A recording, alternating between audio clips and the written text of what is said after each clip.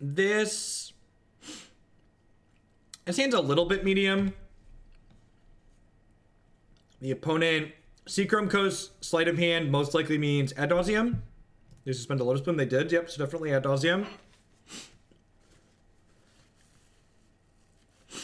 Sylvan Caryatid's a great draw. So basically, we're just looking for an Ascendancy at this point.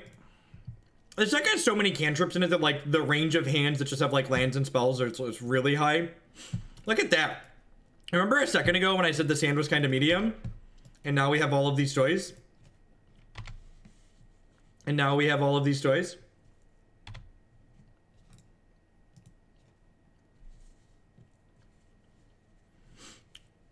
They're enduring ideal? I think you might be incorrect. Temple of Deceit makes enduring ideal pretty unlikely. Sleight of Hand makes enduring ideal pretty unlikely too. Alright, so we're gonna get a Steam Vent. No! Oh my god! Oh my god! Oh my god, I needed a green source. Fuck! That was, well, mistakes were made. That was... Yep. Yep. I'm sitting here eating and talking and clicking on different things and... Alright. That probably means we're going to be a turn too slow. We'd have them dead next turn.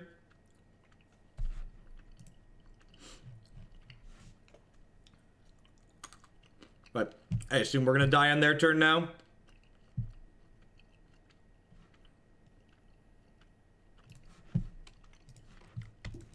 They'd be dead this turn.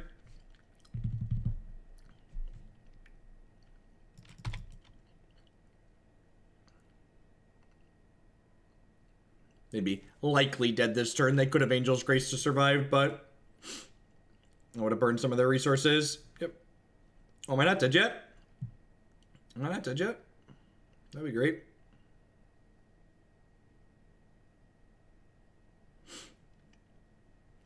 Yeah, I time people out for posting things that are not constructive feedback, and just spamming punt when I make a mistake and then tell you it's a mistake is not constructive.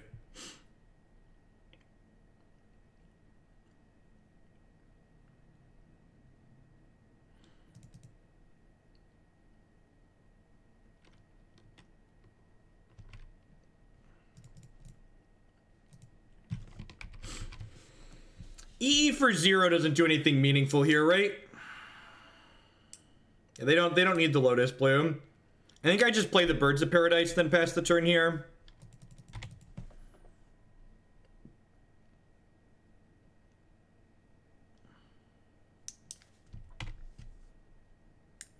If they had Ad Nauseam last turn, they would have killed me last turn, right? So do they not have the Ad Nauseam?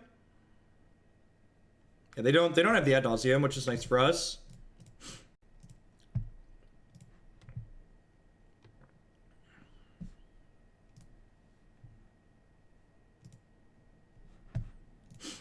Details on the sub-Discord are here. Look at that. Marty beat me to it.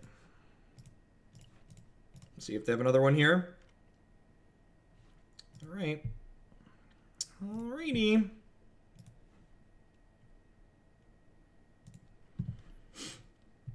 Everybody get your buckle ups on. There's gonna be some clicking, chat. There's gonna be some clicking. The clicking is not for the faint of heart. Hey, Kurmari, thank you very much for the Twitch Prime. I appreciate that. Welcome to the channel. Thanks for the support. So our bottleneck at this point is not mana. We're gonna have plenty of mana with Double Dork going. What we would like to find here, we have one copy of Silence in our main deck. I would really like to find my main deck copy of Silence, so that way, if my opponent has an Angel's Grace, I get to know about it ahead of time. Because Angel's Grace can definitely throw a kink in our plans.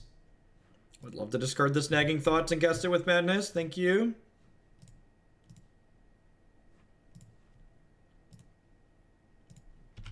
So I'm not gonna talk a whole ton during this, what's about to be going on, because this is a deck where if I take my good sweet time, we will time out. These are fine to top here, right? Now, I guess I want to put this on the bottom. I'll take a Fatestitcher, though. What am I doing here? Does Glittering Wish do anything useful? I guess it really doesn't at this point. We're mostly just, like, digging for the silence. Take the City of Brass kill. That is actually lethal, isn't it? It is actually lethal.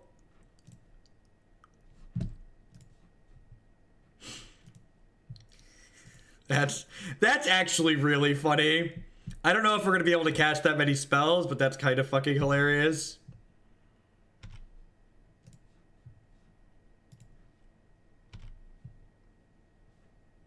Yeah, the problem here is we might actually run out of cards in my deck. I guess I could stop looting.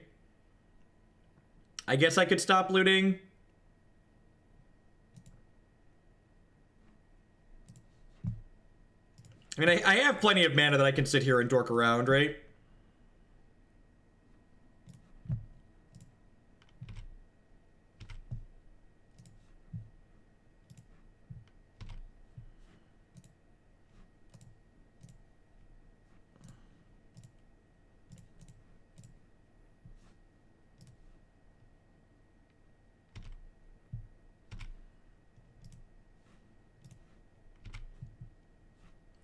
I want my copy of Silence just so I can guarantee...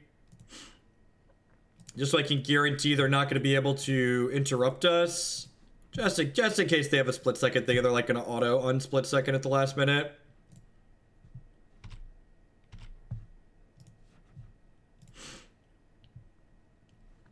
$10 if they die from City. God damn it. You know my weakness. You know my weakness, it's money. My weakness is money. But we deck before they die to City. I can choose not to loot, right?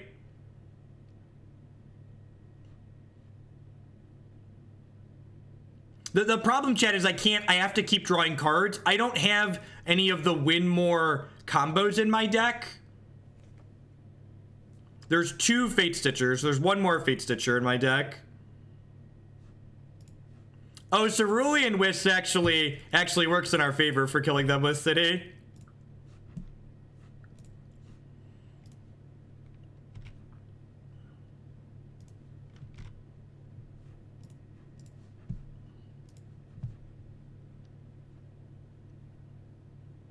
I can actually try and kill them, like, now, right?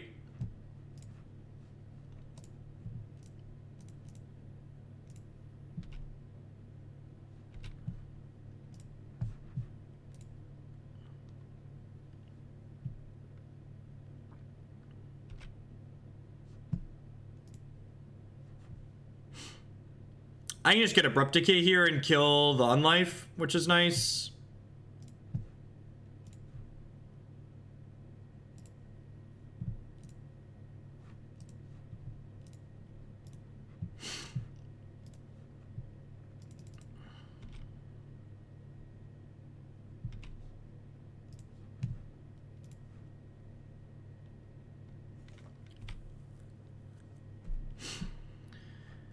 Oh, what am I doing? I'm casting this. Untap 1 more land here.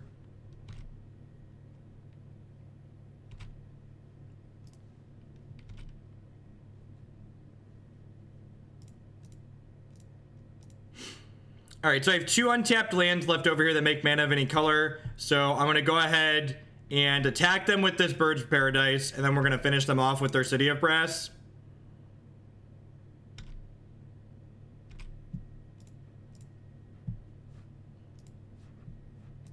This counts, right? They just said I had to kill them with the City. They didn't say I had to do every last point of damage with the City.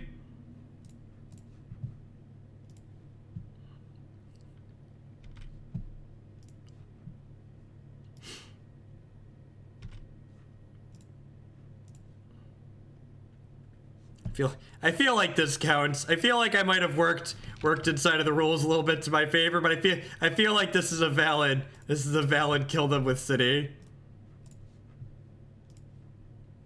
All right. We killed them with their City of Brass. All right. What are we doing? Silence is great here. I want all my copies of Silence. The engineered explosives are pretty bad here. The explosives are pretty bad. I don't think Leyline's worth bringing in because my opponent's going to draw their deck, which includes Echoing Truth when they kill us anyways.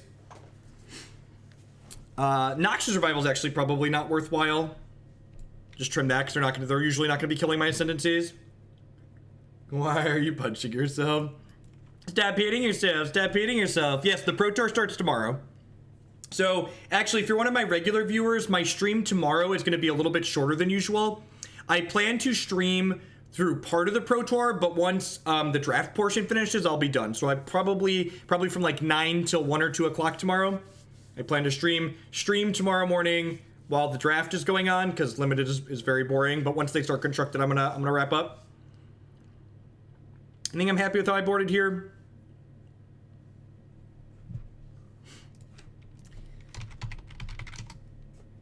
That was amazing. I love this deck. Thank you for the donation.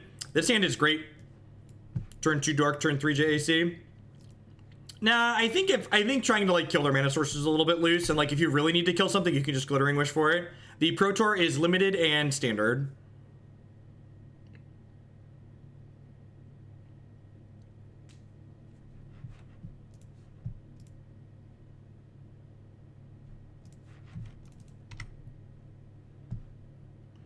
Someone asked, does responding to ad nauseam with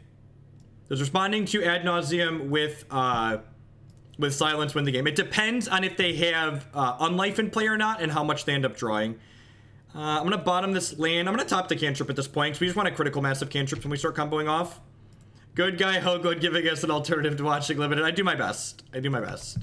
They didn't suspend a Lotus Bloom this game either, and their Gemstone Mines is dying here, so this is a pretty mediocre start from the opponent. Yeah, if you silence in response, they'll just stay above 0. So next turn we'll go Temple Garden Caryatid, and then we could potentially kill them the following turn with Jeskai Ascendancy. And like this standard Pro Tour is going to be like the first really big showcase of standard, right? So maybe standard's great, and we're going to see a lot of sweet decks there. So I don't plan to play much standard myself, but I definitely will be watching the Pro Tour coverage for sure. We casting a Pentad Prism here. Sure. Do they not have another land? That's really good for us. All right, are you dead?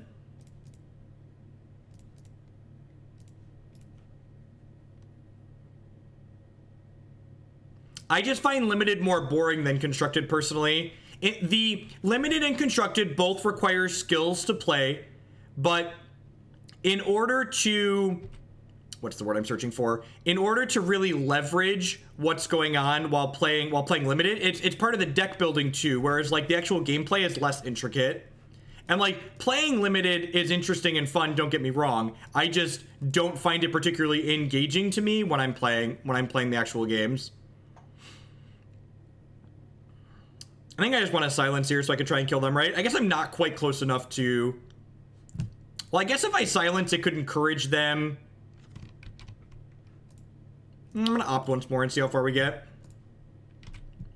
I'm not looting right now because I kind of like all of the cards in my hand, so I don't really want to loot needlessly unless I have, like, lands or creatures or stuff in my hand that I don't want to draw. So, like, now that I have a creature in my hand, I'm going to go ahead and loot when I cast this silence. We're not guaranteed to kill our opponent here, but we have a pretty good shot of going off.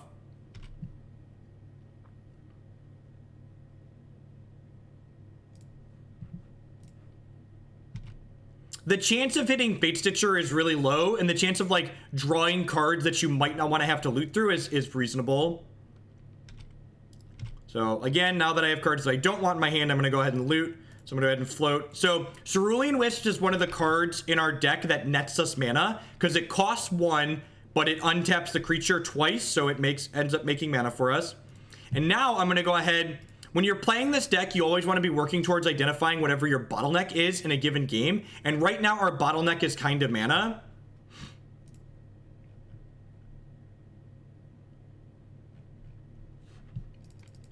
So I'm gonna go ahead and untap here, and again, I'm gonna decline to loot because I kind of like all of the cards in my hand, and like it's not free. The turns we go off, we're gonna see most of our deck anyway, so it's not a free roll to just like loot through. You get less power-ups from it. You think of Young Pyromancer in the control matchups, it's fine. I've tried it out of the sideboard. The problem with boarding into something like Young Pyromancer in this deck is that your opponents want to leave in their creature removal against you anyways because you can't combo without your creatures. So like boarding into a secondary game plan that loses to their primary game plan usually isn't ideal. One City of Brasskill, one great memer streamer, and one donation promise fulfilled. My 4-year-old is still kicking me. Help. All right, so let's loot through here because I have cards that I don't really want. Nagging Thoughts is a great draw here. So you have two mana floating, so I'm gonna go ahead and again, now that I have this, so again, I've talked about you always want to be working to identify what your bottleneck is with this deck. The second Ascendancy here rectifies the not having enough mana bottleneck because it lets every spell untap my creature twice, whereas Nagging Thoughts and Glittering Wish for the draw 2 are gonna get past the cards bottleneck. Not stall in with the 8-month resubscription there. Thank you very much for the continued support and welcome back. I appreciate that. I think I'm going to go ahead and loot here because Abundant Growth isn't particularly good. I wouldn't mind turning that into a real cantrip. With these 2 cantrips on the stack, though, we're pretty likely to just finish going off this turn. This is the first match in this league. We are currently up a game, and our opponent is silenced right now, so they can't have responses. So we're in a pretty good spot here overall. Caryatid is blue because of Cerulean Wisps.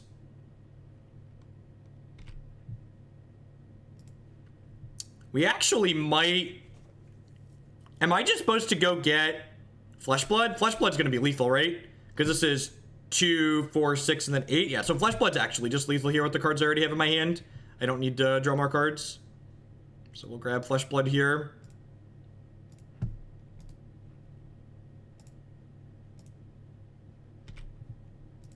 Is JAC worth trying in Legacy? I'm not sure anybody ever tried it in Legacy. That sounds interesting. Fiery Justice in the sideboard for creature matchups. Matchups where you need to sweep their board.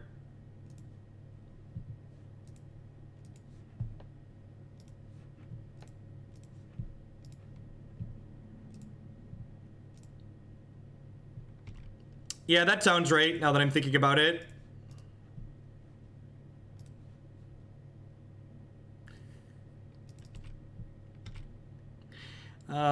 Yeah, I'm just not gonna loot because I don't really have any shitty cards in my hand.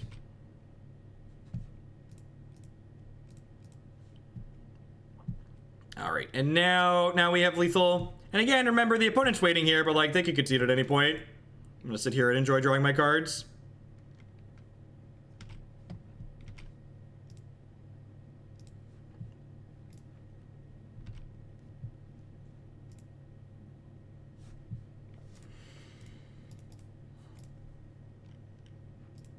Could Fiery Justice be reasonable as Supreme Verdict? Our deck needs creatures to win. So, not only is Supreme Verdict slow, but killing our creatures isn't good for us.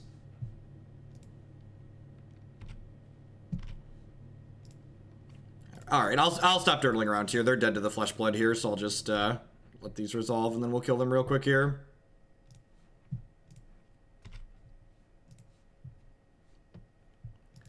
Was it good for you, opponent? I want to cast Blood half, right? I don't even know which side we're supposed to cast. Target shield damage. Yep, so cast Blood. Target you, target you.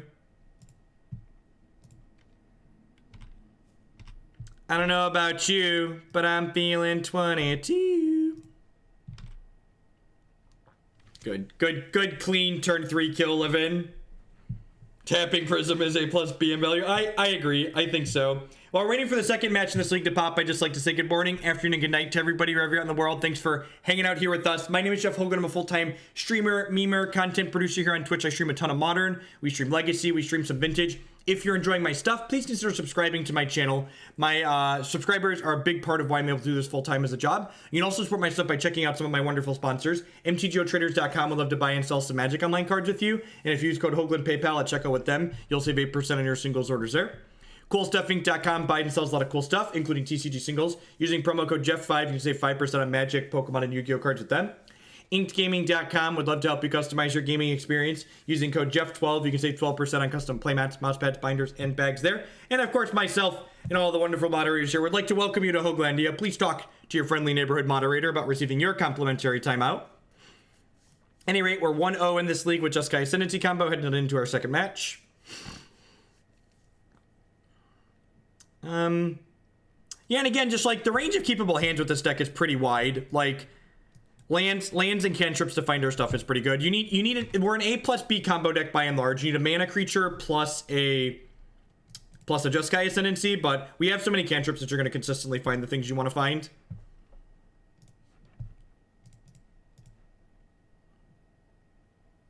Can I get them in bulk? All right, we didn't see either of the two things we were looking for, so a cantrip is fine.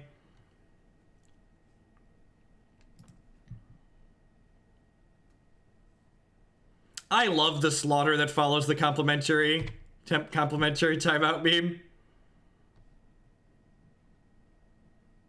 Yeah, I think this deck has a lot of key decisions in it that allow you to leverage play skill over the course of a match. A lot of little things to learn to min-maximize. And the thing that I really love about this deck is the fact that your actual combo turn varies a lot from game to game, like what you're doing in order to actually combo. Whereas like Storm often kills in the exact same way every time. This deck has a lot of variety to it, which I enjoy as a player.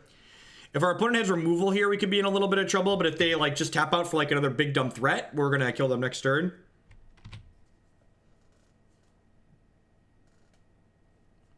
Lingering Souls. God bless you, everyone. Modern's a fun and interactive format. The Jeskai control matchup's actually pretty hard for this deck. They have a lot of really important interaction. A lot of really cheap interaction. So I don't really want this silence in my hand, so we're going to loot that away. Worth noting that this Engineered Explosive, and this is one of the reasons why I included it in the deck list, this Engineered Explosive actually nets us mana because it is a 0 mana spell that gets to untap our creatures. So when your bottleneck is mana in a game, you can use Engineered Explosive to kind of jump past that bottleneck. Thankfully, Cerulean Wisps jumps past that bottleneck a little bit better. So Cerulean Wisp also generates us extra mana, and so does Manamorphose here. So this Manamorphose, for instance, is going to cost us 2 mana, but it's going to untap the bird, making 1 mana, and then it's going to go ahead and make 2 mana when it resolves as well. Opponent's seen enough. You know, the writing's on the wall. They weren't deterministically dead there, but they were pretty likely dead. So basically, when you're playing this deck, we have 3 anti-disruption packages in our board. We have either, between our board and our main deck, we either have Leyline of Sanctity, Silence, or Engineered Explosives, Abrupt Decay, Path to Exile. So, like, generally speaking, in the post-board games, you're going to be bringing in one of these 3 sets of cards. You usually don't want to mix and match these sets of cards because then you're going to dilute your primary game plan too much. But these are like, okay, so like these are against humans and creature-based disruption. These are for counter spells. These are for discards. Opponents played Tarmogoyf and Lingering Souls and Abzan Shell, so I probably want the anti-discard package. Trimming a Opt is probably fine here. I'm actually going to run to the restroom really quick. I'll be right back. Don't go anywhere. We've got a bunch more Magic coming, at least 2 or 3 more hours today. Thanks for hanging out, folks.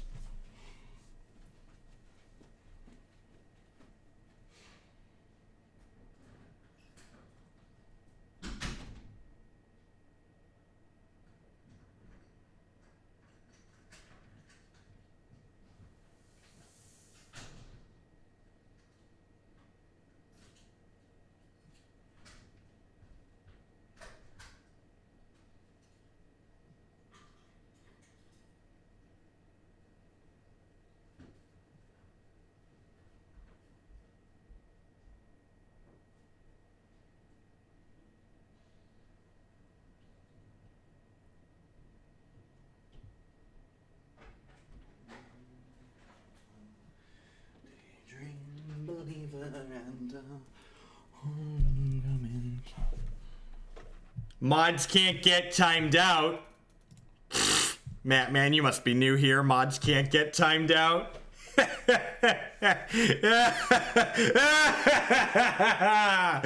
This hand is great. It's got a Leyline of Sanctity in it. It's got a Birds of Paradise as a mana dork. And it's got Glittering Wish to find a Jeskai Ascendancy eventually. Can another moderator let Matt Man talk again? You can take Matt. I just had to prove a point there. I felt like I had to prove a point. So you can, friendly neighborhood moderators, feel free to let Matt Man talk again.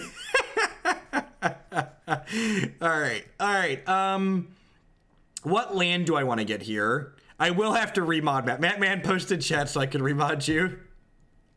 I'm gonna grab the Temple Garden and play the Birds of Paradise here. Non-zero chance they have like Fatal Pushes and Path to Exiles to kill this, but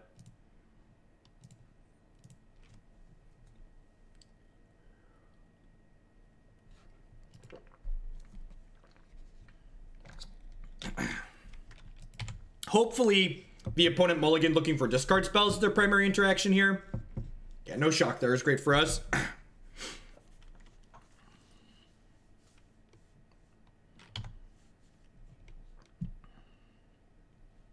So I'm gonna hold the Abundant Growth for now. Because remember, every spell that we cast post-Ascendancy gets us loots and stuff like that, so it's valuable. Grab. So this is why there's only 3 Ascendancies in our main deck. That evil laugh needs to be on the soundboard.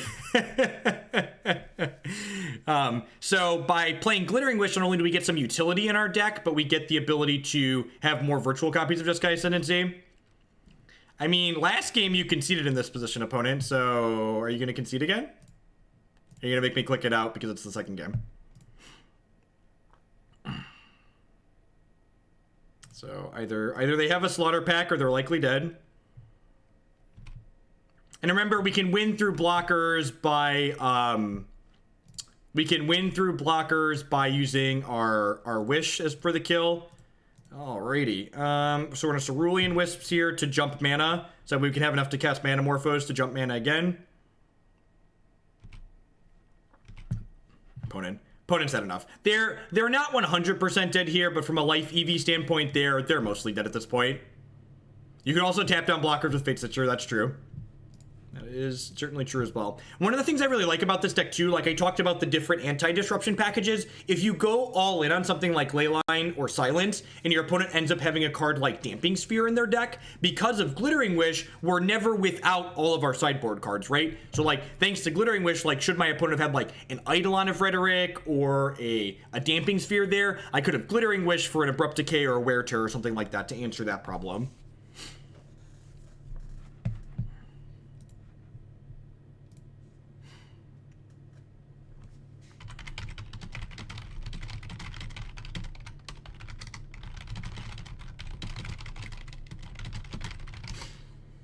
We are 2-0. We are 2-0-4-0. Taking nerds down.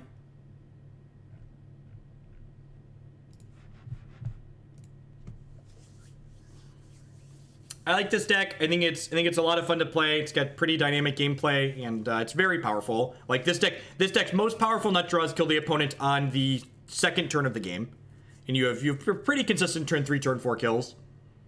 Your natural Dork into Ascendancy draws generally kill on turn 3, and your Dork Glittering Wish Ascendancy draws generally kill on 4. And we have small bits of interaction like Silence and Leyline of Sanctity to slow down the more aggressive decks in the format against us as well. Other combo decks. I'm also just, people that have watched the stream before know I'm a sucker for a good toolbox, and Glittering Wish is a sweet toolbox.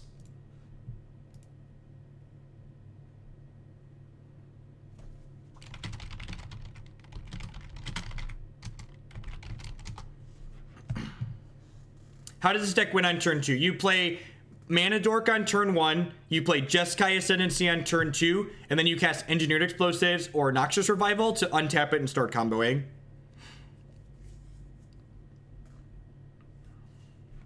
Easy mulligan here. This is the Hearthstone hand. I'm going to keep this. We just need a Dork or some cantrips, and we have a lot of those in our deck. Engineered Explosives and Noxious Revival both allow you to untap your creature on turn 2 after you go turn 1 Dork, turn 2 Ascendancy.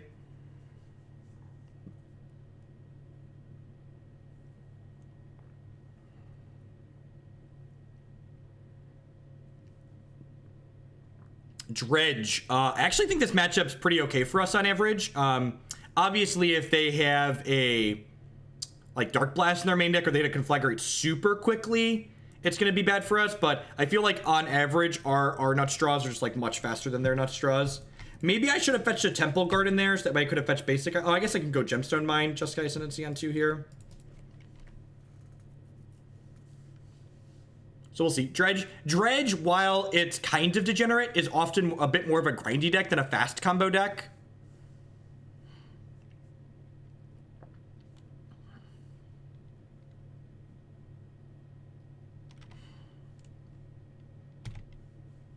So this is going to bring back Bloodghast and a Prized Amalgam here.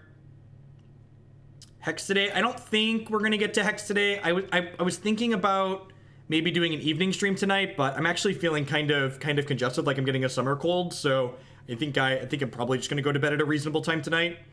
I might do some Hex after the Magic tomorrow, because I'm going to end Magic when the Pro Tour hits the draft portion.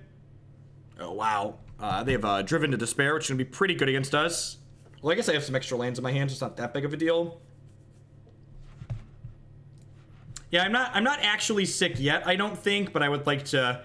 It's like, you ever get that feeling where you're like, I'm going to be sick, so I should probably sleep extra to try and head it off at the pass? Yeah, the PT starts with draft, so I'm planning to stream from like, I don't know, like 9 a.m. to like 1 or 2 p.m. tomorrow, depending on when exactly the draft finishes. They start at 9 a.m. Eastern, which is, holy fuck. Well, remember when I said this matchup was probably good for us? Sometimes they have all 4 Prized Amalgams in their top 31 cards. Sometimes they have all 4 Prized Amalgams in their top 31 cards. Did my opponent just miss lethal? Right? They have a Conflagrate and they have 6 cards in their hand, so they could have hit us for 12. And so they're just gonna make me discard my hand. I mean, thank you for not killing me, opponent.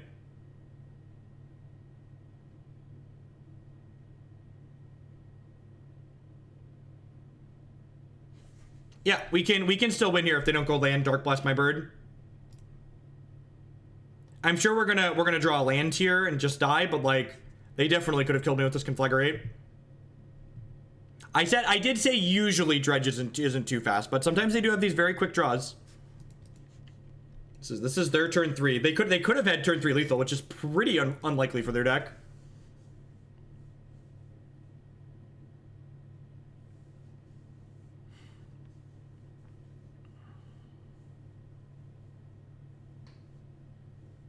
And we're dead. So if we would have hit a cantrip there, or like if we would have hit Glittering Wish there, actually, we could have Glittering Wish for a draw 2 and potentially like get some velocity going. But opponent missed lethal and was not punished. A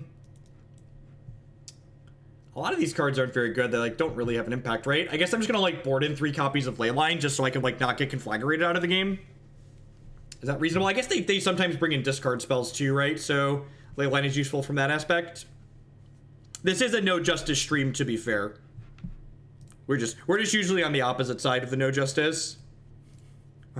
We're on the nice side of the no justice usually.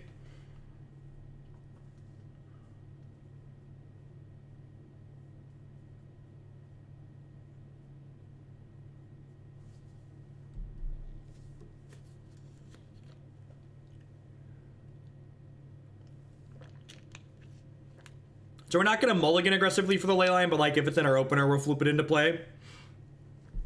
The only matchup you ever board in the 4th Ascendancy against is Burn, and that's because Glittering Wish for Jeskai Ascendancy is too slow against Burn most of the time. But every other matchup Ascendancy stays on the board because you want a Glittering Wish for it. That's my favorite part about playing Wish decks, is that people always are like, why aren't you boarding in all your Wish targets, bro? And it's like, you don't understand how Wishes work. I mean, and again, like I talked about this earlier, if they have Damping Sphere on their board or a permanent-based hate piece, I can just Glittering Wish for a way to kill that. So like, even though I'm hedging in one direction, I'm not stone cold to the permanent-based disruption.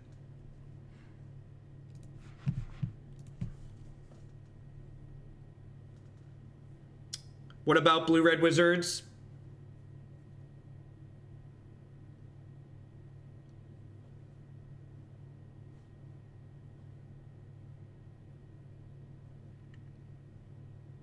No.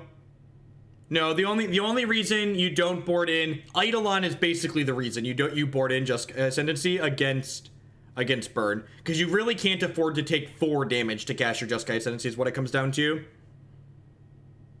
Just too brutal.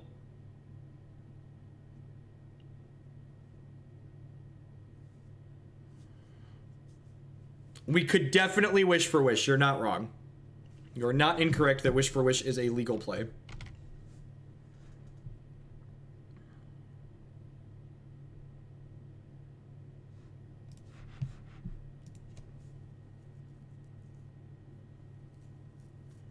Yeah, it's definitely like in Legacy we've played different Wish decks before too, like Burning Wish and Living Wish and no, yeah, mostly Burning and Living. Oh, I guess we played Cunning Wish decks in Legacy too, and people always suggest boarding in your... Is my Moto disconnected? I'm gonna re-log here really quick. I hope my sideboard submitted. I guess if my sideboard didn't submit, this is one of the better matchups to have it not submitted. So this doesn't really matter.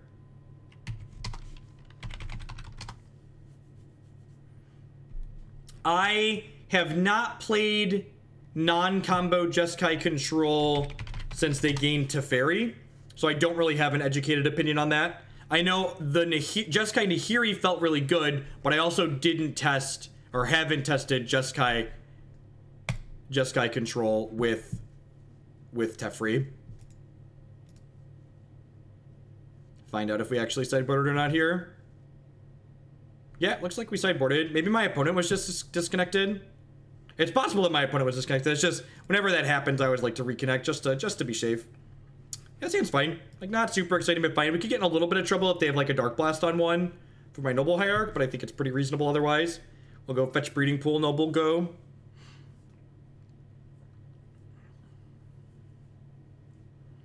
Bring to Light Scapeshift's issues are not that it has a hard time finding its Scapeshift. Bring to Light Scapeshift's issues is that it fucking dies before it can combo. That's the issue. So again, when you make changes to a deck list, you always want to be asking yourself, what are the problems this deck has and how do I solve them? And finding more copies of Scapeshift consistently is not the issue that Bring to Light Scapeshift has. No, I don't think so. I think with the cantrips in my hand, if they Dark Blast my Noble Hierarch, I'm just going to cantrip on 2 to try and hit my second land drop. I think Noxious Revival Noble Hierarch's a little bit aggressive.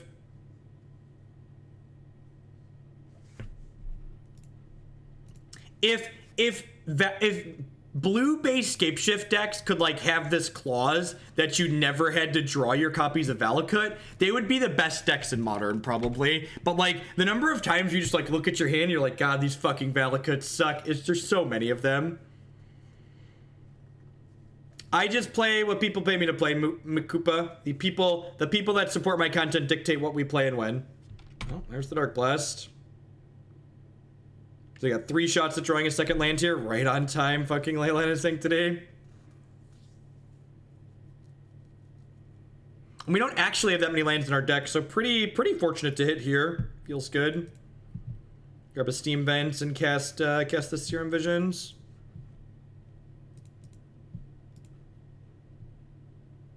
Wow, these are fantastic. I'm gonna bottom the bird, top the Ascendancy. We'll go Hallowed Fountain, tap Sylvan Caryatid next turn, and then Ascendancy combo the turn after that, hopefully.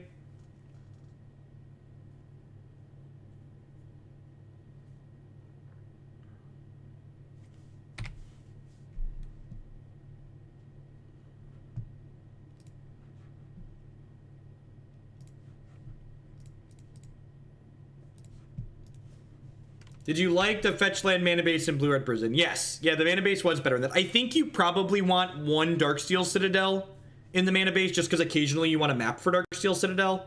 But I think overall the fetch land mana base was an improvement.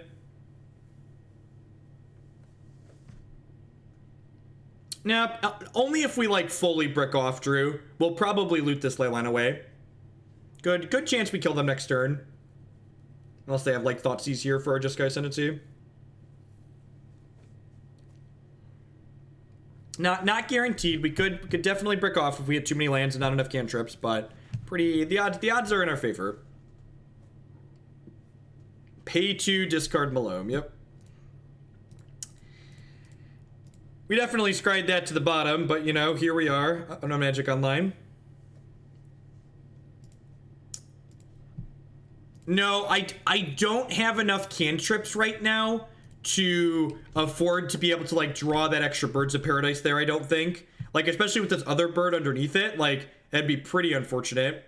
The Noxious Revival does net us a mana here, which is nice. So we're gonna be able to cast this Glittering Wish, which is decent. All right, so I'm gonna go ahead and make a green mana here, and then I'm gonna go ahead and Noxious Revival my Sleight of Hand. Paying health. Yeah, that's true too. If they thought Jeskai Ascendancy, we could just revival it. I guess I technically haven't played a land for the turn.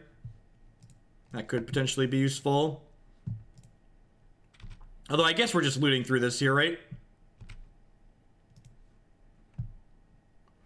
Am I? We're kind of choked on mana. Do I discard this Glittering Wish and then with this other Glittering Wish grab the draw 2? That's probably what I'm supposed to do, right? I probably shouldn't have looted here actually, because like I want the Sleight of Hand and I kind of wanted the second Glittering Wish. I think I was supposed to not loot because I knew the Sleight of Hand was on top of my deck. Yeah, I think I'm binning this, and then again, you always want to be identifying like what we have. We're kind of in a tough spot right now because we really don't have enough mana and we don't have enough cards. So we're trying to figure out exactly how we get out of both of these situations. The Scarscale Ritual should fix the not enough cards problem, but we definitely need like a Cerulean Wisps or something like that in order to propel us into having more mana here. I think I'm gonna not loot because I like the card in my hand here. Oh, there's a Cerulean Wisp, so that's nice. I go ahead and target this. So this kicks us up a mana because in addition to the mana that it makes from untapping from Ascendancy, we get to go ahead and tap it, and then this untaps it again. Okay. See, and this is the part where this deck is kind of less consistent than Storm in some ways, but I enjoy actually just playing the deck a lot more, just because like the combo turn like this, it isn't deterministic, which means I have to make decisions while I'm playing my combo turn, as opposed to just like the free roll, you're deterministically dead, kill you. I think I'm making a green and a blue here.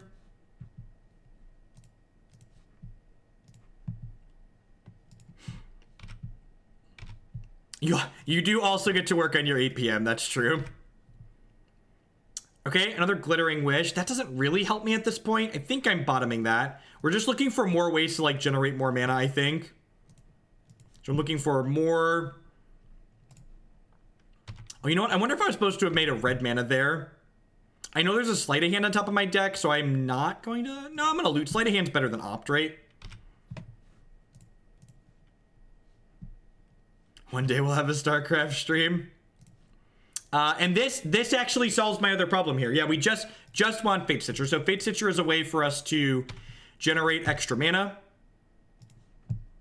Let's go ahead and throw that in the bin.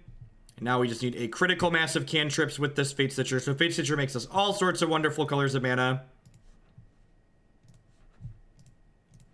So now every 1 mana spell we play nets us a mana because it untaps 2 mana creatures. So mana is no longer the bottleneck. And then Glittering Wish here is going to allow us to actually kill our opponent here pretty quickly. Well, quickly is relatively speaking with this deck, I suppose. I'm not going to discard because I like both the cards in my hand.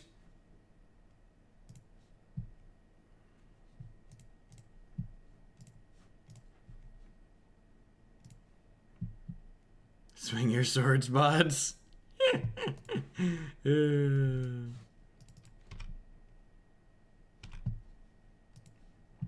So this is going to go get Flesh Blood here, and then Flesh Blood for 13 plus an attack with the Fatestitcher will be lethal here.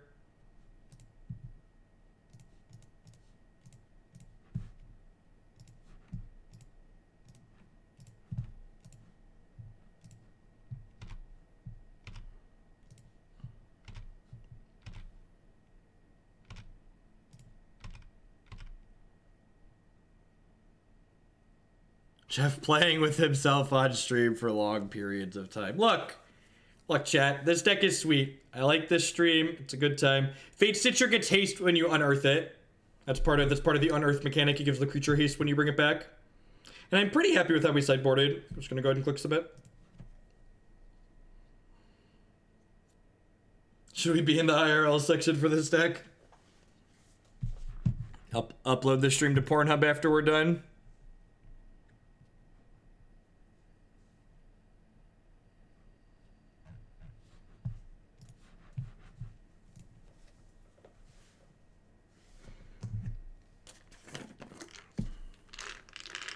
What's our record with this deck? We are 2-0 in this league, and we're going to game 3 in this third match.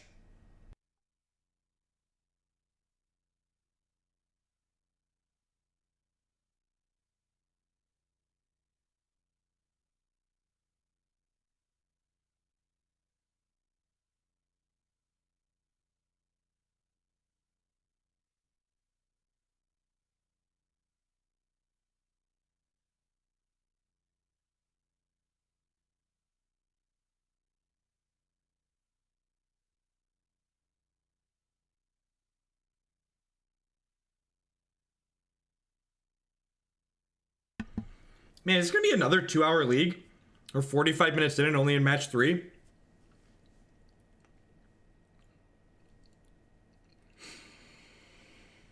That seemed good enough.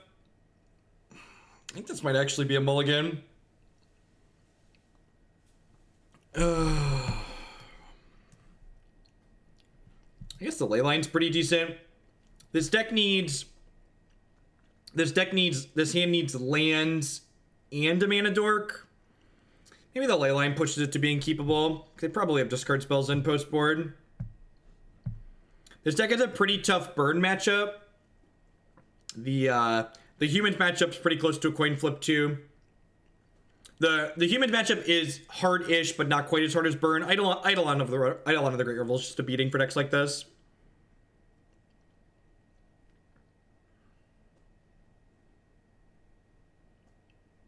No, in my experience playing this deck online a bunch, I generally think it's favored against Storm. Silence is a little bit more efficient interaction than Remand, especially when you get to like silence them in response to their Past in Flames. Very, very powerful. And our Goldfish turns are similar. They discarded Neonate plus Amalgam. So I feel like that indicates to me they probably kept a hand on the back of discard spells, right? Okay, Gemstone Mine's a little bit of a medium one, but it's still okay. The Birds of Paradise was a great draw there, so next turn we'll get to go Gemstone, Bird, plus Opt.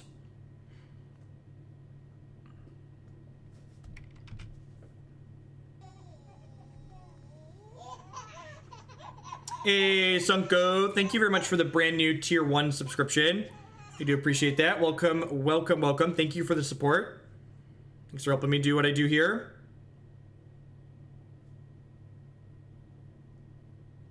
That's true. Maybe if they have like Nature's Claim or something like that in their deck too, they could be playing to destroy the ley line plus discard spell, potentially. Wow, their hand, they kept 7, right? They've not seen a Dredger yet? Yeah, see, look at that. Look at that. I think my read was good. I think they kept a medium hand on the back of a discard spell. Hey, Loose Panther with that brand new Twitch Prime support. There's a lot of great people making a lot of great content on Twitch right now. Thanks for supporting mine this month with your Prime. Welcome. If they have Collective Brutality here, that card's about to be aptly named.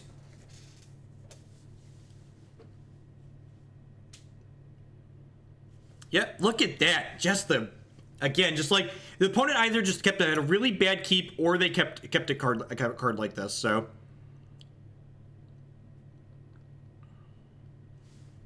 we get to Opt here. This Glittering Wish does eventually turn into a Jeskai Ascendancy. It's going to take it a turn or two. Sylvan Caryatid. I think I'm actually okay with that, right? Well, I appreciate it. Nobody in any way is ever obligated to subscribe, but I really appreciate the people that do. Y'all are the reason I'm able to do this for sure. When and why did you change the donation requirements? So For the formats like Modern that have friendly leagues, I started playing friendly leagues, and the $12 is just kind of like an odd donation amount, and I'm also taking donation decks for Hex and Hearthstone now as well, so I kind of just wanted to make the donation amount for everything uniform. So it just made sense to cut it down to $10. It does mean I lose $2 on Legacy and Vintage donation decks, but we win enough with those that they're probably fine. If they have another Thoughtseize here, we could be in trouble. That being said, if they don't have another Thoughtseize, good chance we kill them next turn.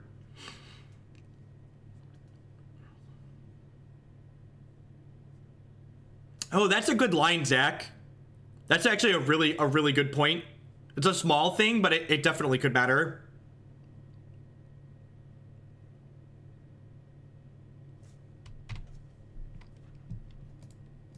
All right. Hopefully this is all she wrote. I guess they could have another Nature's Claim here. Or they could have an Abrupt Decay or something like that too.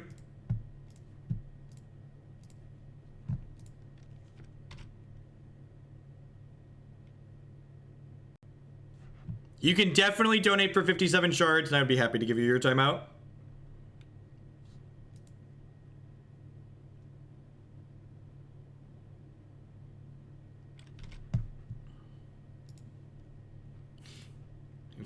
We've got the mana, chat. Mana is not going to be the bottleneck.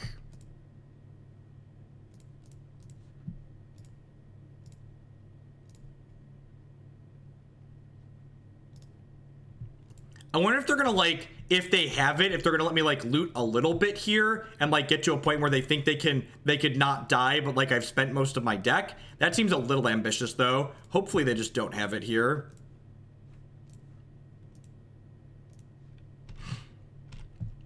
We are drawing a lot of bricks here. Okay, Cerulean Wisps is pretty good.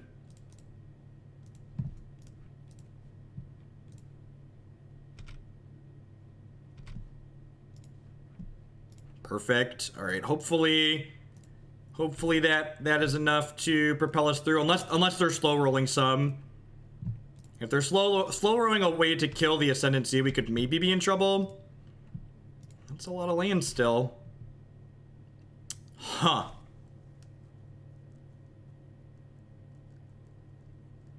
I'm trying 2 copies of Engineered Explosives today for the first time. So I've not played Engineered Explosives in the past. This is the first time I'm playing that today. I don't know if it's good, bad, or otherwise, but we'll find out together maybe.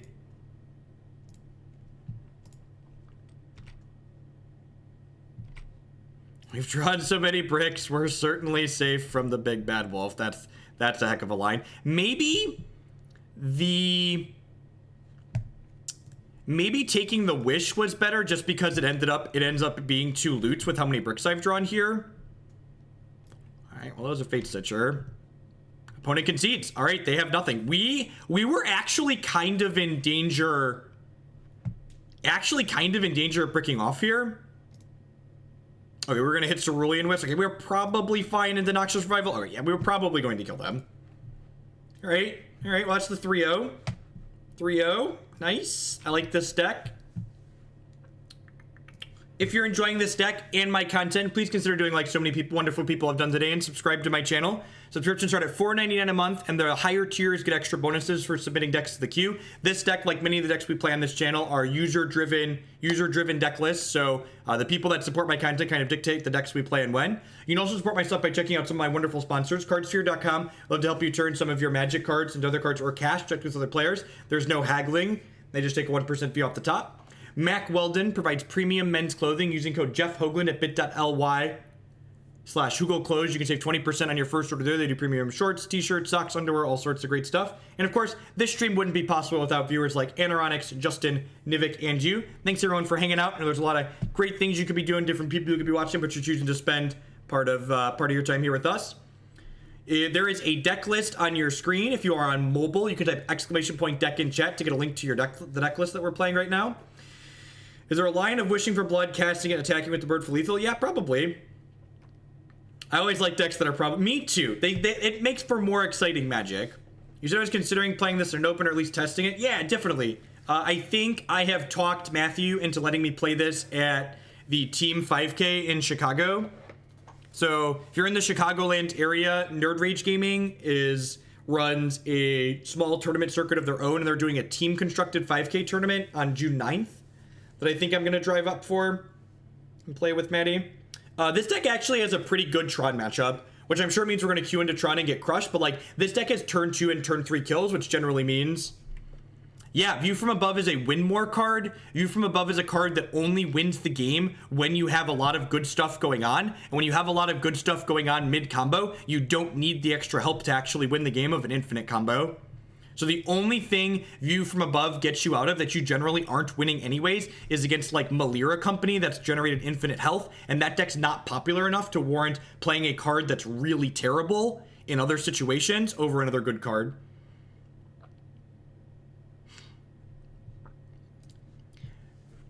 The reason, for those that are new to the channel and haven't heard this rant before, the reason why the leagues on Magic Online are called competitive leagues and friendly leagues is purely psychological. It's to encourage people who feel like they want to get better testing to spend more money and gamble more. A more accurate description of what the leagues on Magic Online are flat prize structure leagues and top heavy prize structure leagues. There is a deck list on your screen. You can type !deck in chat to get a link to the deck list. If you want to put an infinite combo in this deck, I actually think there's 2 other combos that are much better than View from Above. Mystic Speculation. Mystic Speculation is a card that lets you scry and goes infinite, so it's better when you're not comboing. And what's the other one? There is a green-white card that you can put in your Glittering Wish package that returns any card from your discard pile to your hand. And if you put 2 of those in your sideboard and you Glittering Wish for both of them, you can loop them to make infinite mana. Sleight of Hand, Basic Island. Hopefully they're playing Storm and we just kill them on our 3rd turn here. Reborn Hope. Yeah, that sounds right. Please be nope, just nothing. Sweet. That's true. If you care about qualifier points, you have to play the competitive leagues to get qualifier points. That is fair and accurate. It's return a multi-card. Yeah, so if you put 2 Reborn Hopes in your sideboard, that card offers some utility of like rebuying your Jeskai Ascendancy in the mid to late game, but 2 Reborn Hopes together just rebuy each other and generate infinite. I think I'm actually not going to loot here. No, that's a lie. Let's just loot through. We just want to find a Fatestitcher as soon as possible, right? This is actually kind of punishing because I really don't want to discard any of these cards. Maybe I wasn't supposed to loot. All right, so I'm going to float a mana here so this could net us a mana. And then we'll go ahead and cast this Opt. And then when we cast the Opt, we'll get a loot, which will let us loot through this Nagging Thoughts, which is nice. We need some more 1 mana cards here. Maybe I was supposed to discard the other Nagging Thoughts instead of the Manamorphose there, actually. Yeah, I should have kept the Manamorphose because the Manamorphose jumps us up mana again. I definitely fucked that turn up. That was actually a pretty big mistake. In my experience playing this deck, it is only necessary to go infinite when your opponent has infinite health. The cards that I'm playing as is will get you through any finite board state. You've never seen this one, Bob? This deck's sweet. We could brick off and die here. We get a lot of looks though. And this Manamorphose is good, but I no longer have 2 mana. So like I need a 1 mana card here or we're gonna brick off. Yeah, so I punted. I punted and now our opponent could kill us next turn. I should have kept the Manamorphose because the Manamorphose I shouldn't have looted. Like I've been against looting the entire game, the entire league, and I looted there, and it was a mistake because I wanted all the cards in my hand, and then I ultimately discarded the wrong one. I took a mistake and then compounded it with another mistake. Okay, thankfully they're not killing us, so they are going to be super dead when I put this other Ascendancy into play next turn. You know, fingers crossed that we don't brick off too hard.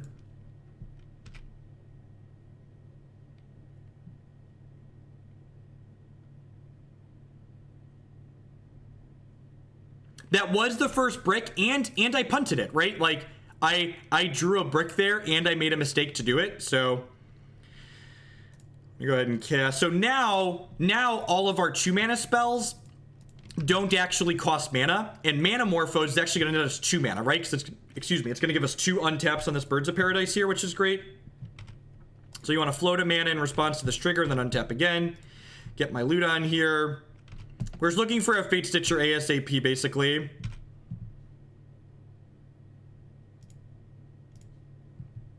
I should have looted this Nagging Thoughts, but I'm talking and playing at the same time.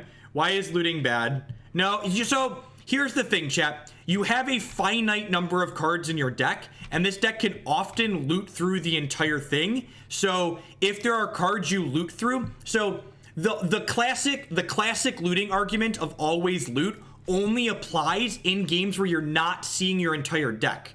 Whereas, and I just did it again, I didn't discard the Nagging Thoughts. In a deck like this, we are going to consistently see your deck every single game. It is worthwhile to not loot when you don't have cards that you want to discard.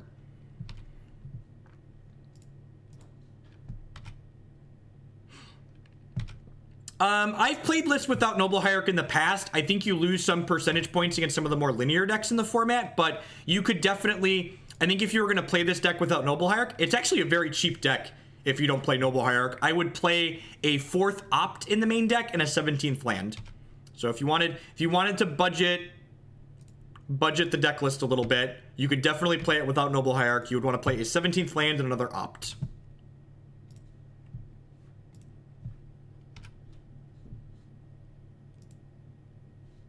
Wheel of Sun and Moon is too slow. By the time you wish for a Wheel of Sun and Moon and put it into play, like, it's too far gone. The decks that you want that effect against are going to have you dead.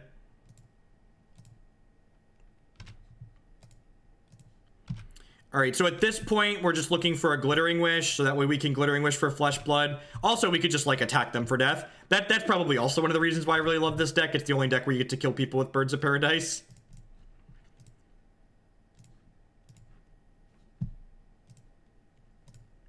Yeah, mana's not going to be the bottleneck here. We got plenty of mana, but you are correct that we haven't played a land yet. That is true. Birds of Death and Destruction. Who's the Storm player now? All right, I'm going to send a message that we can kill them without attacking here.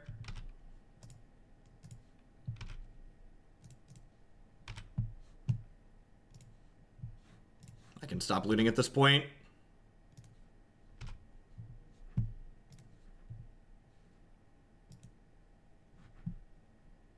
Is this the... Yeah, if you don't bolt the bird, it's gonna come back and fuck you up real bad, chat. Make sure you bolt the bird. If you don't bolt the bird, you have but yourself to blame. All right, so sideboarding. This is definitely a silence matchup. Being able to silence when they start comboing is really good. Explosives out here. I don't know. I think boarding in ley lines in addition... It depends on what your situation is like. If you desperately need a Fatestitcher, you should loot aggressively for it. But if you're not going to be bottleneck on mana and you have plenty of 1-mana spells, looting aggressively is bad. No, you don't care about goblins. The goblins are really bad against us. Yeah, I think Leyline's overboarding too. I think I just want these 4 silences and I need to cut something else. Probably an Opt. Probably an Opt. Yeah.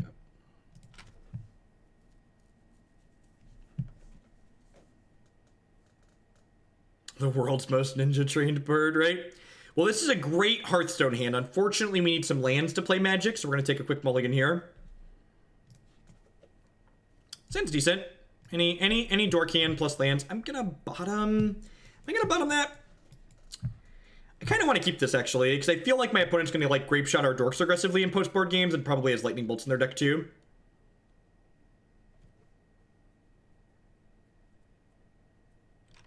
You have Fatestitcher. In games where you can't untap with a mana dork, you can just kill them with Fatestitcher.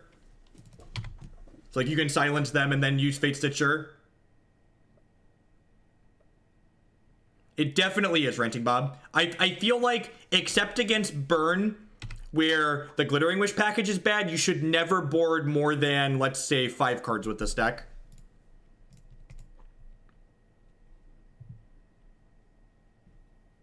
Yeah. Yeah, there are a lot of cards that really look like they could fit into this deck, but the reality of the situation is most of them don't solve problems this deck has had.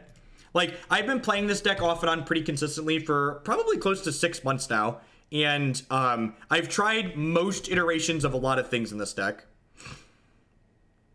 Am I dead, or are you dead next turn? Is my Noble Hierarch dead? Okay, am I dead? They could have a remand tier, right? It's also worth noting that because I let a Noble Hierarch expecting it to die, I can't actually make red mana currently while I'm comboing.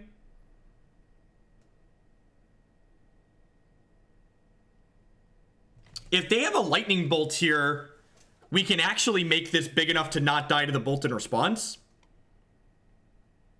They're Manamorphosing in response. Do I care about that? No, I did not play this deck with Prober Cruise ever. Do I just double Morphos in response here? I probably should, right? Just like get them while they're tapped out. Oh yeah, because if I loot into a silence here, I can silence them. Yeah, so I should definitely do this in response. Because if we hit silence, we just like shh.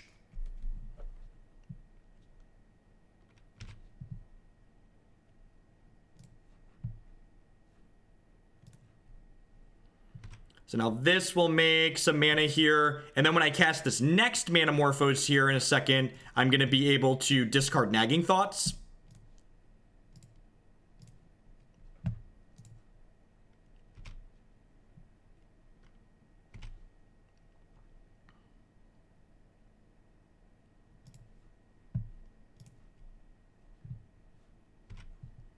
So I'm going to cast this with Madness.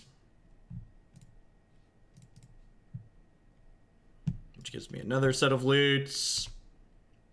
And remember, I'm going to have 2 extra mana when all is said and done here, too, because my Manamorphose is going to resolve. Hey, look, there's a copy of Silence. All right, how about if we just did this instead?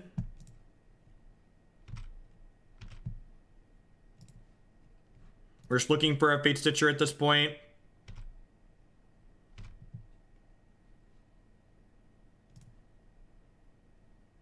I'm actually going to make a red mana here because my Noble Hierarch can't make red mana currently. So they get to resolve this now, but my silence resolves, so they can't actually cast any spells here, which is great. Oh, and this is still triggering here, so I'm going to go ahead and float another mana in response to this. Yeah, Silence is great, and the fact that it's not a counterspell, but it's a card that you can play with nothing on the stack, so it allows you to loot while playing Jeskai Ascendancy is very, very good. We don't fully go off at instant speed. We just, like, have tools to interact with players, people that get too cheeky. There's a Glittering Wish. Okay. What does Glittering Wish do for me? Probably not a whole lot just yet. I'm looking for a Fatestitcher here at this point, I think.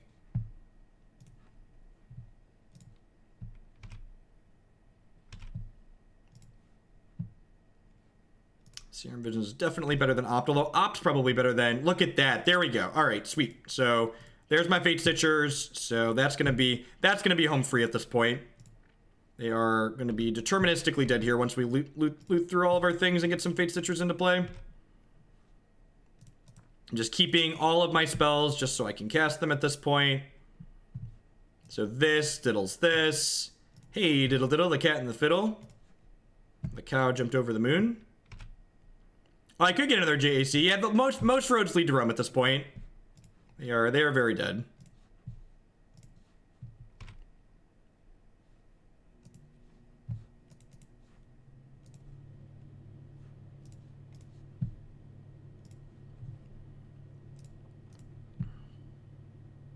Is it faster to get another JAC? Probably. Yeah, it's literally impossible to lose. They're deterministically dead at this point. You just have to. It's just a matter of making my stuff large enough to kill them.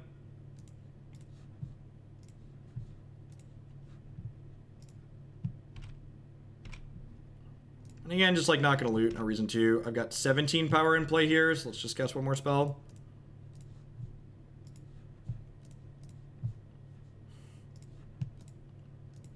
It's like fumbling around, it doesn't matter. Then I think about playing it in paper and it seems awful.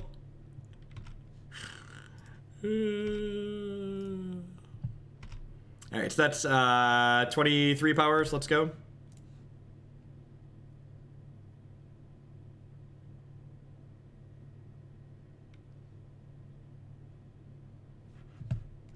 Definitely. Yeah, a lot of, like I said, when I said all roads lead to Rome, that's an implied for we can do whatever we want and kill them, basically. All right, sweet, we're 4-0. Sweet, maybe this league will take less than 2 hours. That would be great. Great if this league could take less than 3 hours. I like the idea of Engineered Explosives in this deck the more I think about it. I like that it's a card that lets us, like, fast combo and generate extra mana mid-combo, but it's also interaction in the main deck.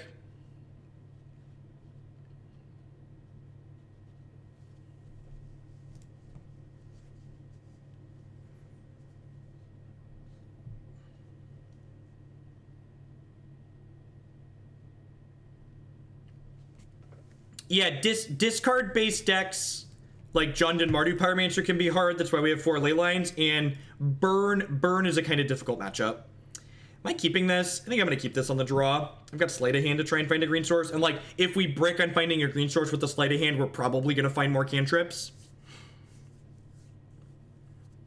The Humans matchup is hard game 1, but sometimes they just keep a hand without disruption and you kill them. And then post-board, we have, in addition to these Engineered Explosives, we get Abrupt Decays and Path to Exiles. And you can also Glittering Wish for, well, that's just a bag of dicks.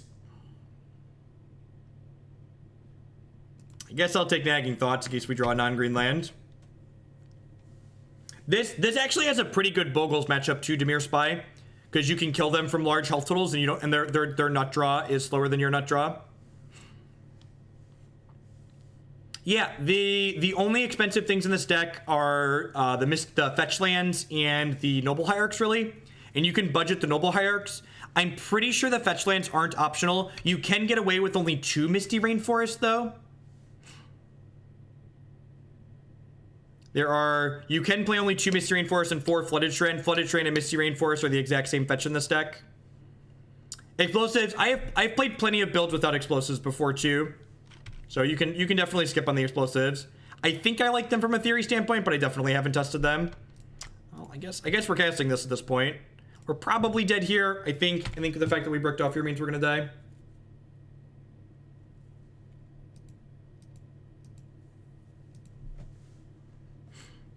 No, I think Noxiousing the Sleight is bad. Noxious is a tool that's valuable when we start comboing, and like getting to look at one more card at the cost of a card is pretty medium.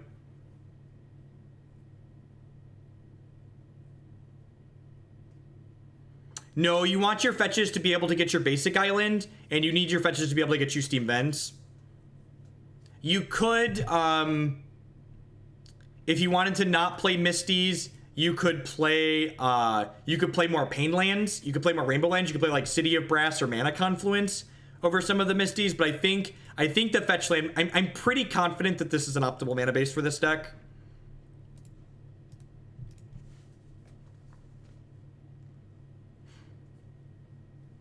I'm pretty confident that that's the optimal mana base. But again, if you wanted to budget it.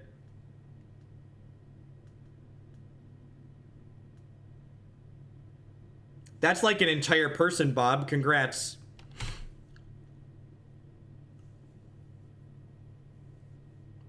That sucked. GG's. Love your stream, by the way. Regularly lurk here, but was watching. Sure, that was an experience. I'm glad you enjoyed it. This deck is sweet.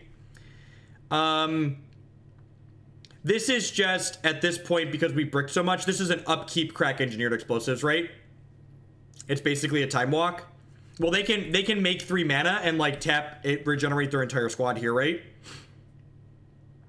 I guess you could argue maybe I'm just supposed to Sylvan Caryatid this turn and hope not to die. Yeah, actually, I'm going to Sylvan Caryatid and hope not to die. I don't understand the appeal of KCI combo. Playing a combo deck that loses to Artifact Hate and Graveyard Hate sounds really unappealing to me. But maybe I'm just not understanding why the deck is good.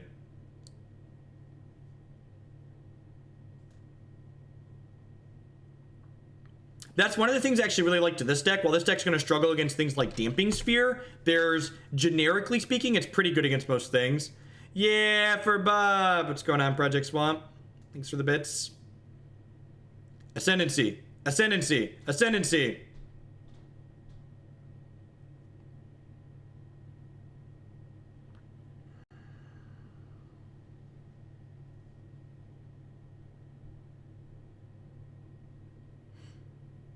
It's a powerful deck. I just think there's another powerful deck. So now, is this now upkeep E-Engineered Explosives? Yeah, E is just a fog, basically, right? So I think that's what I'm going to do. I'm going to play another Explosives for 1 here, and then I'm going to upkeep just fog. They'll tap all their elves and regenerate their team. But, like, if I draw an Ascendancy, I could potentially kill them. So I think fogging them here is worthwhile.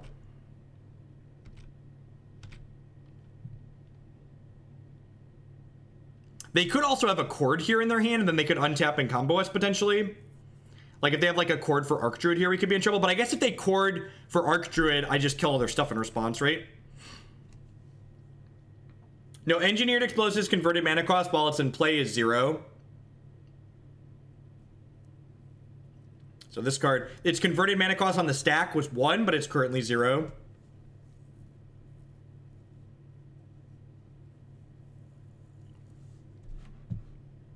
So they can tap these 3 and tap these 3 and, like, regenerate all of these. Oh yeah, that's true. The second EE means that we're gonna get to kill some of their stuff anyways.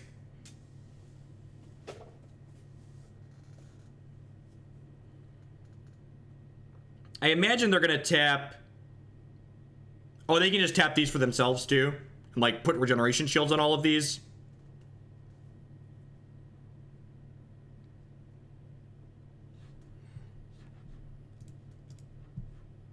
I don't think that's strictly true. Like, a lot of those decks are good because they can play through the hate.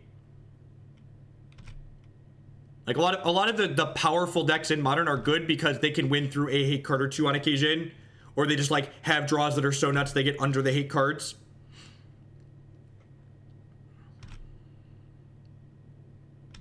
So all of their elves lived, but they don't get to make mana and attack me this turn, which was the goal.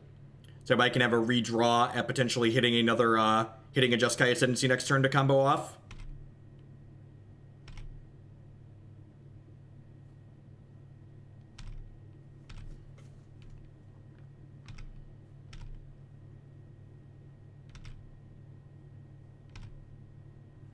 And now I just crack my explosives and then play a Birds of Paradise, right? Because they can save 2 of these. Yeah. And then next turn, so they're gonna save 2 of their elves, and then this lets me get my bird into play, which is nice.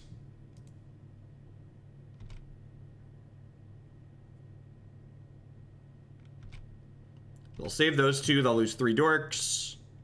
And then hopefully we don't die next turn. It's been an interesting game. And remember, we missed our land drop on 2 this game. We missed our land drop on 2 this game. This has been a game where we were pretty significantly behind for it, for most of it.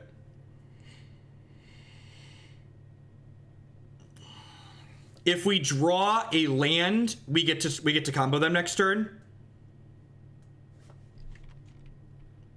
If we draw a land, we get to combo them. So I think I want to take another shot at a land with this Manamorphose. I also get to take another shot at the land with the Cerulean Wisp. I can't Noxious Revival for the land that's in my graveyard before someone asks, because I need the Noxious Revival to untap my creatures initially after I wish and then put the Ascendancy into play. So if I draw Jeskai Ascendancy or a land here, we get to kill them.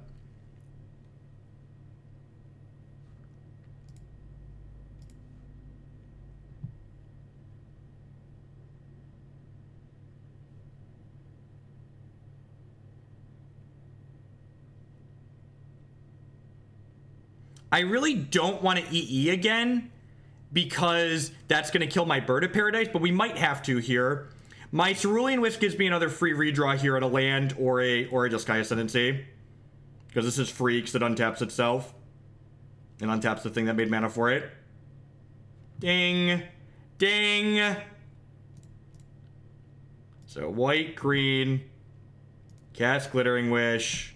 Get Jeskai Ascendancy. Cast Jeskai Ascendancy. Cast Noxious Revival. Targeting. It really doesn't matter at this point. You just need to get untapped here.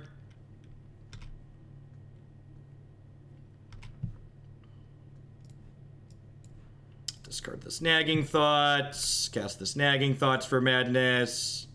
Remember that time we missed our land drop on 2 and then still killed the Elves opponent? These engineered explosives are probably really good. Oh look, another Nagging Thoughts. Untapping intensifies, right? We were up on clock on our opponent. By the time I'm done comboing here, we probably won't be, but that's fine. Alright, that was a lot of bricks in a row, but at the same time, we've got plenty of spells in our hand. Like this hand was really good.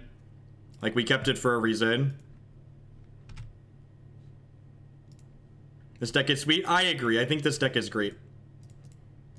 So it's funny. Part of the reason why I put this deck down for a little bit was because Jason Bloodbraid kind of like put like fair interactive mid-range decks into the format, and this deck can kind of struggle against those, but it's very, very good at racing other degenerate decks because its degenerate draws are so fast. So looking for another Glittering Wish or a Fatestitcher at this point. We get a lot of looks at cards. Opponent's had enough. So we're gonna cut the Silence. We're gonna cut the Silence. The Engineered Explosives are great. We're not boarding those out. Fiery Justice actually stays in the sideboard because you want to be able to Glittering Wish for Fiery Justice. I think I might board in a Path to Exile and maybe an Abrupt Decay, but by and large you leave a lot of the cards on the board to wish for. That was game one. So we were up a game. We are 4-0 in this league, and we're up a game in the 5th match. I think I want at least 1 Decay. I'm going to trim an Opt. Again, just like our linear game plan tends to be better than their linear game plan on average, so I don't really want to over sideboard too much and dilute my game plan. So I think I'm going to board like this. I'm going to bring in a Path and a Decay, and I'm going to trim the Silence and an Opt. Oh, they could have Damping Sphere. That's true. Yeah, so I'll hedge and bring in 2 Decays. I don't think that's true. I think Glittering Wishing, especially with like our Explosives and our Abrupt Decays, I think Glittering Wishing for Fiery Justice is fine. No, I wouldn't, Jet. I don't think the gaining infinite life decks are popular enough. I think even in paper, those decks aren't very popular. This hand has lands and a dork, and it just needs a Ascendancy. I have a Wear Tear to wish for. So I have Wear Tear to kill artifacts and enchantments, and I have Fiery Justice to kill creatures. So I think boarding in both Abrupt Decays is fine. I actually have 2 Decays in the board, but the goal for those, and I know it can be confusing because we talk about not boarding in cards a lot of the time, but both Decays are there to board in explicitly.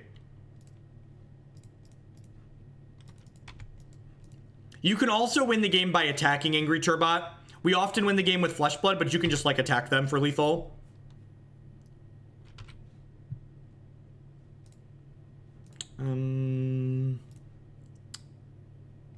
I fetch a land tapped here.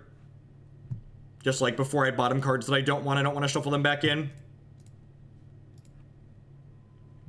I'm going to take Abrupt Decay here because based on their slow start, I feel like they probably have an Eidolon of Rhetoric or something like that in their hand. I don't want any of these cards, right? I guess the cantrip on Manamorphose is okay. But I think I'd rather just like try and find more powerful cantrips here. So I'm going to go bottom there. Looking for Glittering Wish or Jeskai Ascendancy.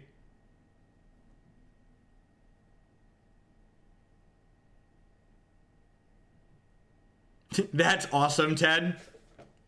Yeah, the non-modern staple parts of this deck are very cheap to build, for sure.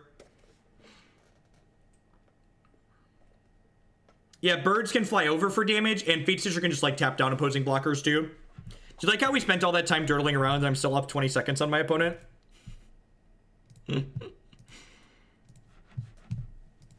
Hopefully the black-red shadow aggro deck that we're going to play next will be a quicker league. These, what's it called? 80. These hour-and-a-half leagues are brutal.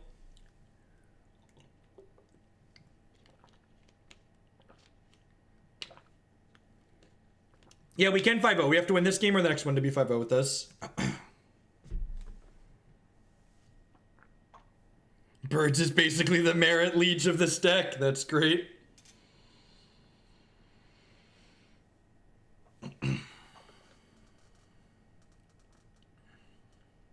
Nope, just an Arc Druid. I mean, even decaying this Arc Druid is still pretty good here, right? Next turn I'll probably go like Nagging Thoughts to see what we draw, and then we'll go Shock and Temple Guard and decay the Arc Druid. I have Engineered Explosives to potentially kill anything else they could play out. Noble Hierarch's interesting. I might just wait on the Nagging Thoughts here. Yeah, I think I'm actually... So, I'm going to Manamorphose. So, I need to make green-black. So, I want to make green-green with this Manamorphose. So, I can Abrupt Decay plus Noble Hierarch plus play a tapped land. My opponent can just, like, honest-to-goodness aggro us out. So, I want to make sure we preserve our health total a little bit here, I think. So, I'm going to go ahead and kill this. And then I'm going to play this tapped and play a Noble Hierarch.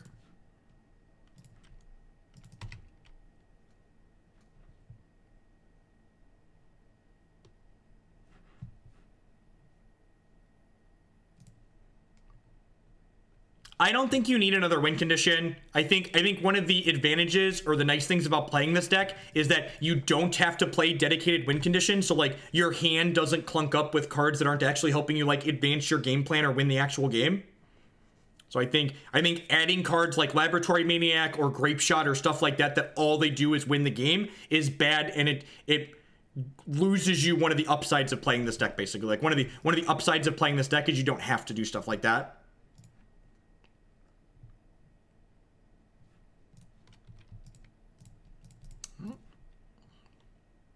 We haven't really flooded out yet this league, so I'm not too surprised this is happening at some point. Sometimes you draw a lot of lands in your 16-line deck. Happens on occasion. Ugh. Ugh. Alright. I've bottomed a couple of cards that I really don't want to draw, so I'm going to go ahead and play this Gemstone Mine out. We're probably going to hold these last two lands at this point, just because I want to be able to have the cards in my hand to discard once we find a Jeskai Ascendancy. John Avon, better watch out. I'm working on drawing lands myself. I'm coming for his job.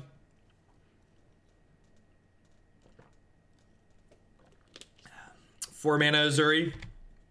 At least they're running as bad as we are. I suppose they just like +3 here. They could kill us in 2 attacks, right? Yeah, this is game 2. We are currently up a game.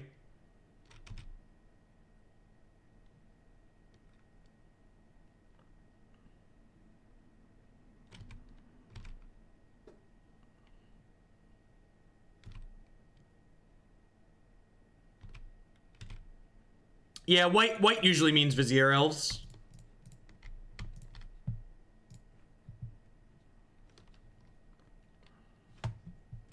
Maybe I should have kept that and just played the Sylvan Caryatid. We're probably dead next turn no matter how we slice this.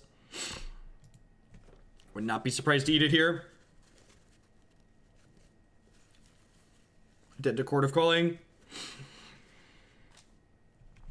I guess I could have played Explosives out. Yeah, that was probably the line, right? I could have put Explosives on 2 also. Yeah, that was a punt. That was a punt. I should have killed the Azuri. Let's try another game. I was kind of not paying attention because we were drawing so many lands. That was loose.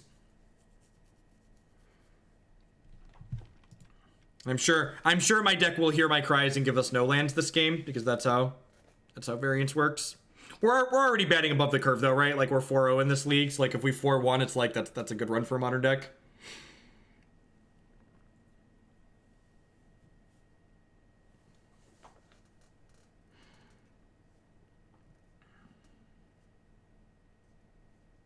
You need to cut lands for this game, right?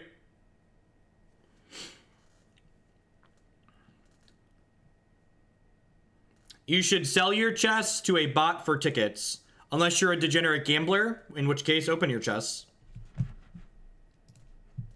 Moto offers you lots of options to scratch the degenerate gambler itch.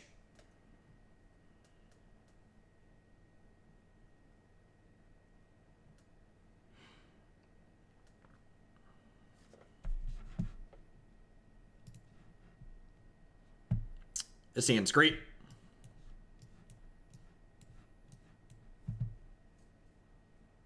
I guess we technically need a 1 mana spell to combo on 3 with this hand.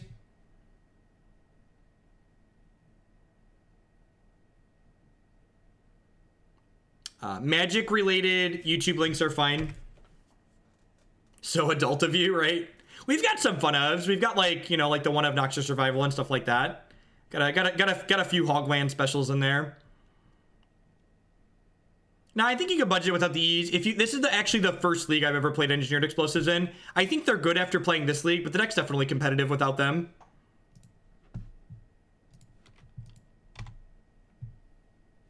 One mana cantrip is perfect. That means we can start comboing next turn, hopefully.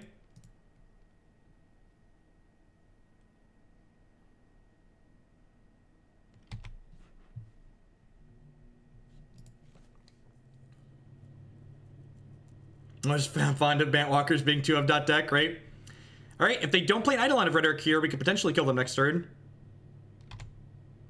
They're going to kill us on their turn 3, so I hope we kill them on ours. Welcome to Modern. Enjoy your stay.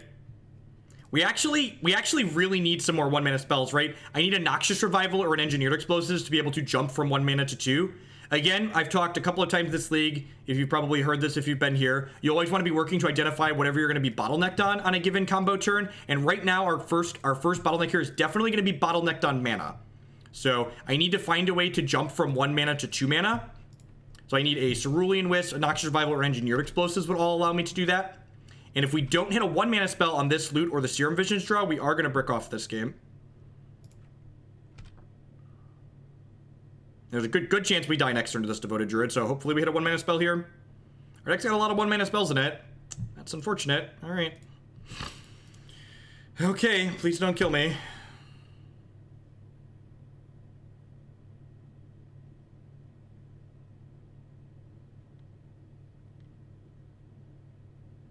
Maybe. We'll see. We'll see. If they've got it, they've got it. Like, we've turned 3 a bunch of people in this league, right? So, like, it's hard to be too salty about dying on turn 3 when that's all you've been doing to people.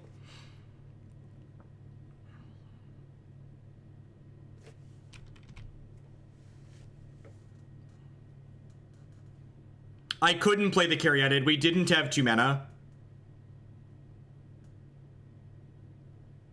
I mean, if they have the Chord for the Vizier, they also need a payoff too. So they need a couple of things. They need a couple of things. Yeah, they could be Chording or Cocoing or whatever. I'm just gonna give them the auto pass here. You mean instead of JAC? No. No, I definitely should play the Ascendancy and try and kill them. That was the much better line. We have a bunch of 1 and 0 mana cards in our deck that ended up in our opponent losing the game there.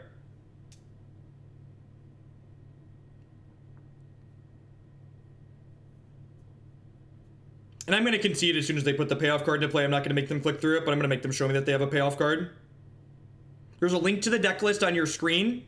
Hover in there. If you're on mobile, you can type !deck in chat to get a link to a deck list. Did you find the Nazuri? Did you find the Nazuri? Did you find the Nazuri? Do, do, do, do, do, do. And we're dead. That's, you know, that's the way the cookie crumbles sometimes. You know, just very close. I think I punted that second game. We flooded out a little bit there, just like the next 2 cards were ones that we needed. So if we would have drawn either of these, we would have been able to continue comboing that last turn. This can untap itself. This makes infinite mana and it untaps itself, so this attacks for lethal. Not clicking on a Suri first is definitely a BM. Yeah, I think I'll probably try this with the Engineered Explosives in the deck again, but I'm pretty happy with this deck list overall. I think we 4-1 like the last 3 times we've played it. It's very consistent. It's just like, it's hard for a deck that has such a good proactive game plan as this one to be truly terrible in Modern, because even when you have matchups that are really hard with a deck like this, sometimes you just run them over. So, at any rate, let's head on into what's probably going to be our last league of the evening. Got a black-red shadow aggro deck